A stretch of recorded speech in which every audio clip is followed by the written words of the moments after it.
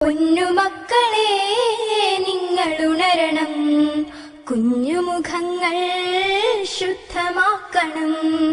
5 നേരവും നിസ്കരിക്കണം, വഞ്ചനയുടെ നഞ്ഞ് വെടിയണം, നന്മ വിതറുവാൻ ഇരുളകറ്റുവാൻ സത്യബോധനം ശീലമാക്കണം, പ്രാർത്ഥന കേൾക്കാൻ സർവശക്തനാം റബ്ബ് മാത്രമെന്നോർമ്മ വെക്കണം, നന്മ വിതറുവാൻ ഇരുളകറ്റുവാൻ സത്യബോധനം ശീലമാക്കണം,